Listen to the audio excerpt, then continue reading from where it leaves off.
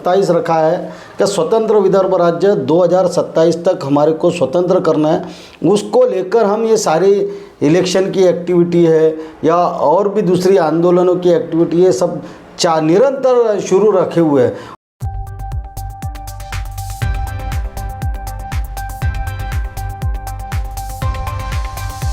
नमस्कार आदाब, आप देख रहे हो इंडिया फैक्ट न्यूज़। जैसे कि आपको पता है, महाराष्ट्र विधानसभा में निकाय चुनाव का माहौल गर्म होने लगा है और इस चुनाव में विदर्भ की गर्मी ज़्यादा देखने को मिल रही है। जब से विदर्भ आंदोलनकारी अरुण सर ने प्रेस कॉन्फ्रेंस की है कि हम भी चुनाव लड़ने वाले। सर, आप दोनों का स्वागत है। सर से मैं शुरुआत करना चाहूँगा। सर, आंदोलनकारी से चुनाव में कैसे, राजनीति में कैसे आना होगा?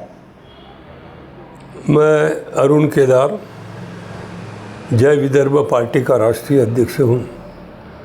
हम आंदोलन विदर्भ के लिए करते और आंदोलन के बाद जो आंदोलनकारी रहे उन्हीं के हाथ में सत्ता जाना चाहिए ताकि वे अपने वादे पूरे कर सकें। इसलिए हमने जय विदर्भ पार्टी का भी एक निर्माण किया है।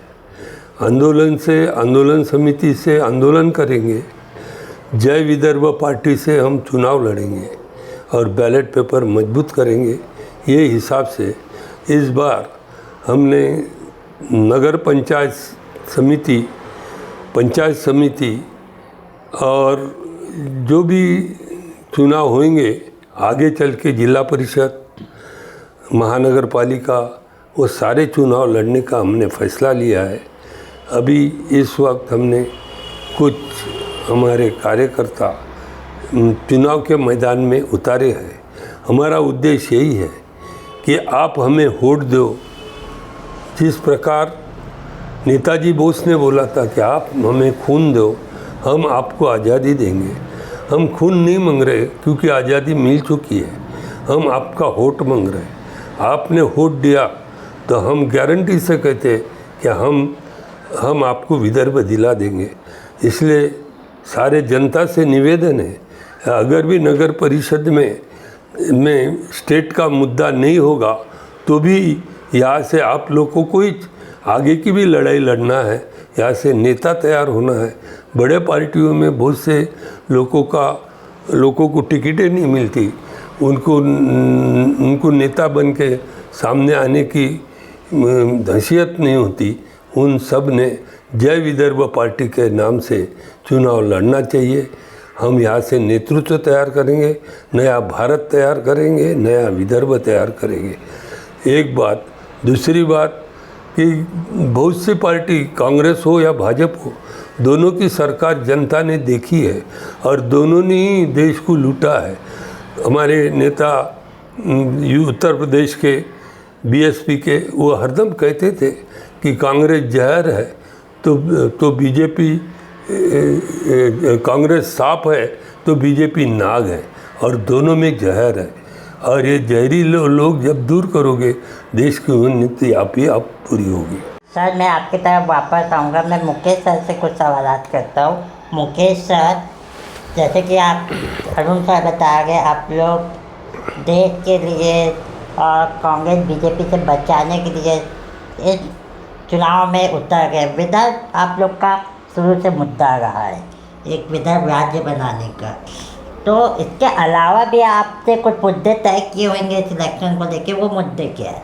शॉर्ट में आंसर। पृथक विदर्भ राज्य तो हमारी जय विदर्भ पार्टी के एजेंडे में है और वो पहला मुद्दा है हमारा। उसके अलावा हमारे किसानों की आय बढ़नी चाहिए, उसके माल को दाम मिलना चाहिए और वो सुखी संपन्न और समृद्ध होना चाहिए। इसके लिए हमारी जंग जारी है। तो हम दूसरे इस पे किसानों को रखते हैं। साथ ही हमारे युवाओं का बड़े पैमाने पे पलायन हो रहा है और वो पलायन रोकना चाहिए। इसलिए यहाँ पर इंडस्ट्री आनी चाहिए, यहाँ पर एजुकेशन बड़े पैमाने पे एजुकेशन संस्थाएं आनी चाहिए। इसके लिए हम कार्यरत रहेंगे और बिजली हमारे यहाँ तैयार होती है करके वो इंडस्ट्री को हम सस्ता रूप में देंगे तो जाहिर सी बात है कि यहाँ पर बड़े पैमाने पे रोजगार यहाँ पर निर्मित होंगी। और अभी जो हम इलेक्शन लड़ रहे हैं, जो कॉन्टेस्ट कर रहे हैं इलेक्शन, वो इलेक्शन स्थानिक मुद्दों पर रहता है। जैसे यहाँ पर जो मुद्दा रहता है वो पानी, स्वच्छ पानी का मुद्दा रहता है, वो जो मलवाहिनी का मुद्दा रहता है उसके ऊपर रहता है, यहाँ पर अच्छी शिक्षा रहती है उसके बारे में ये मुद्दा रहता है। तो अरुण ने बताया हक की लड़ाई लड़ेंगे, पर आप लोग जो है मेरे माँ बाप के बचपन से लड़ा गए विधायक के लिए, फिर भी अभी तक कोई कामयाबी नहीं मिली। तो ऐसे में अभी ये चुनाव में हम कैसे मान लें कि आपको कामयाबी मिलने के बाद आप विदर्भ राज्य बना पाएंगे, कैसे माने? सबसे पहले विदर्भ का जो मुद्दा है ये बहुत पुराना मुद्दा है। 1905 से ये मुद्दा जारी है और इस मुद्दे को लेके बहुत से नेता लोग लड़े, नेता बने और नेता बनने के बाद वो सत्ताधारी पक्ष में शामिल हुए। इसलिए जनता का विश्वास ऑटोमेटिक कम हुआ और जनता को लगा कि भैया ये विदर्भ के नाम से चुन के आते और भाजपा कांग्रेस में या बड़े पक्षों में ये विलीन हो जाते। ये उदाहरण के तौर पे आप बनवारी लाल जी पुरोहित देखो, जो महामहिम बने वो विदर्भ के मूवमेंट से ही बने। रंजीत देशमुख, दत्ता मेघे साहब, ये सब विदर्भ के मूवमेंट से आए और अपने बच्चों का भला कर दिया। इसलिए लोगों में विश्वास नहीं हो रहा, लोगों में बाकी चीज़ों का एकदम से विश्वास होता। मराठों का चुनाव आया तो लोग वो चुनाव का रहता, वो एक प्रकार का जातिवादी चुनाव है और वो उनके फायदे का चुनाव है, आंदोलन है, सॉरी वो आंदोलन है। इसलिए वहाँ पे लोग चले जाते। वो मराठों का आरक्षण हो या किसानों का लो, अभी मैं भी किसान हूँ, किसानों का मुद्दा लो, होना जाना कुछ नहीं रहता, लेकिन किसानों के नाम से लाखों लोग आ गए और उनको भी कोई हल नहीं हुआ प्रॉब्लम। तो उस हिसाब से विदर्भ के लिए लोग आते नहीं, जबकि ये भी रोजी रोटी का मुद्दा है और रोजी रोटी अलग राज्य होने से बहुत सी सुविधा हो सकती है। आपने पहले के वक्त हमारे मुकेश भाऊ से सुना कि बिजली बेच के, सिर्फ बिजली बेच के विदर्भ को चला सकते, बाकी तो सब प्लस में रहेगा। लेकिन वो सब जनता को क्यों नहीं भा रहा यही नहीं समझ में आ रहा और जनता भलती तरफ से अपना वोट जारी कर रही है। वहाँ पर सब मोदी जी आगे बढ़ो भाजपा बोलती है, राहुल जी आगे बढ़ो कांग्रेस बोलती है और जनता क्यों पीछे रहती, इसका अभ्यास मुझे भी नहीं समझ में आ रहा। पैसे की चुनाव है, पैसा पानी जैसा फेंका जाता और पैसे पे 5 साल के लिए जनता बिकी जाती है। इसकी उसकी शर्त पूरी करने में जनता काम करती है। इसलिए मेरा निवेदन है कि जनता ने इस वक्त अपने रोजी रोटी के लिए लड़ना चाहिए। जहाँ विदर्भ का उम्मीदवार होगा उसको चुना के लाइए, कम संख्या में होगा तो भी चलेगा, चुना के लाइए और ये एक नया प्रयोग कीजिए। जिस प्रकार का दिल्ली में प्रयोग हुआ, शीला दीक्षित का बहुत बड़ा कांग्रेस का वह मंडप था, मुख्यमंत्री थी वो, और फिर भी उसको हराया। बीजेपी का तो सालों से वहाँ पर सत्ता थी दिल्ली में, लेकिन दोनों को हरा के केजरीवाल जैसा आदमी वहाँ पे सत्ता हासिल कर सका। तो वहाँ चेंजेस हुए कि नहीं, जनता ने देखे वो चेंजेस। तो वही चेंजेस अपने को विदर्भ में लाना होगा। तो अब की बार विदर्भ की सरकार, इस नारे से जनता ने चलने को होना। अब की बार विदर्भ की सरकार, आपको क्या लगता है, आप लोग इतने सालों से विदर्भ के जो आंदोलन किए हैं, क्यों अभी तक आपको सफलता नहीं मिली? शॉर्ट में आंसर। देखिए, युवा जब तक इस आंदोलन से जुड़ता नहीं है तब तक ये आंदोलन बड़ा होता नहीं है। ये सबकी कल्पना थी और अभी हमने मिशन 2027 रखा है कि स्वतंत्र विदर्भ राज्य 2027 तक हमारे को स्वतंत्र करना है।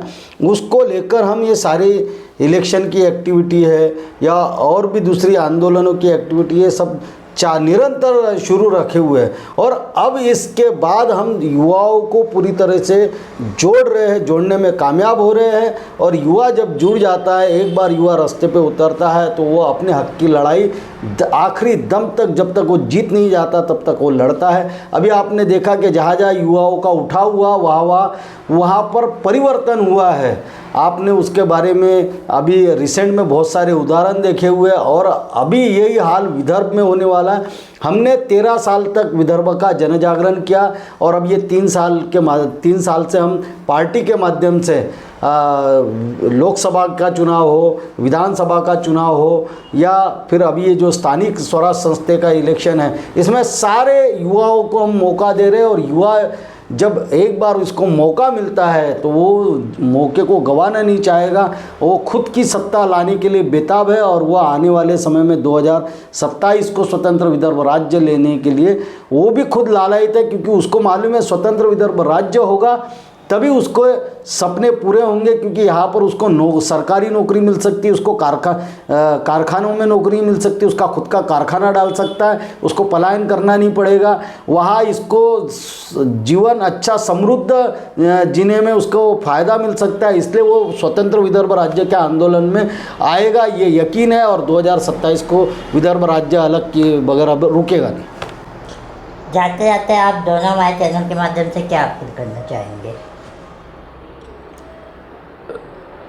अपना जो चैनल है इंडिया फैक्ट, इंडिया फैक्ट, ये चैनल के माध्यम से विदर्भ का बहुत सा प्रचार हो चुका है और करते हैं, निस्वार्थ भावना से ये प्रचार करते हैं।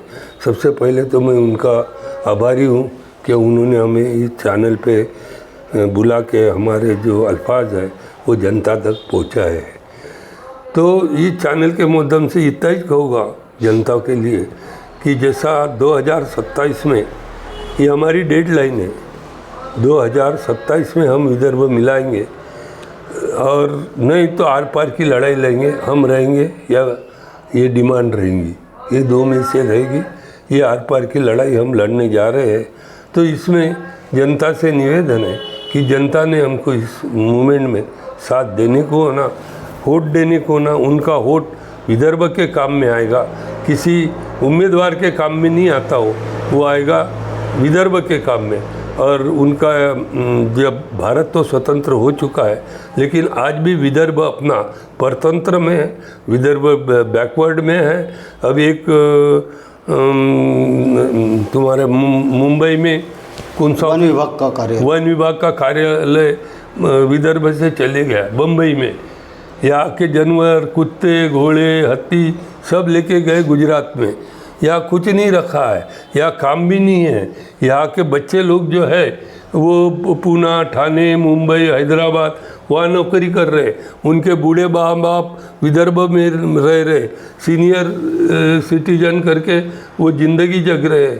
या उद्योग नहीं, कुछ भी नहीं है। या सिर्फ पुलिया बताते हैं, रोड बताते हैं, रोड का काम, और नया नागपुर बताते हैं। वो रईस लोगों के काम का हो गया है, गरीबों के काम का ये कुछ भी नहीं है। ये परिवर्तन अगर करना है तो जय विदर्भ पार्टी को मजबूत कीजिए। यही उम्मीद और आशा के साथ मैं जनता को विनम्र प्रार्थना करता हूँ और मेरे शब्दों को विराम लगाता हूँ। देखा दोस्तों, आपने अरूप सर और मुकेश सर ने यहाँ हमारे चैनल के माध्यम से ऐलान कर दिया है, सरकार को बता दिया है 27/2027 डेडलाइन है, नहीं तो आर या पार की लड़ाई होगी। तो देखते रहिए हमारा चैनल। उम्मीद करते हैं आपको हमारी आज की ये खबर पसंद आई होगी। इसी तरह की खबर देखने के लिए हमारे चैनल को लाइक करें, सब्सक्राइब करें। कमेंट में आप हमें राय दे सकते हैं। और फिलहाल हम सबको दीजिए इजाज़त। धन्यवाद।